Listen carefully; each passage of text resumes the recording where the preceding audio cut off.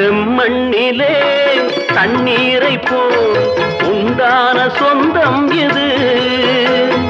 சிந்தாமணி ஜோதியை போல் ஒன்றான பந்தம் இது.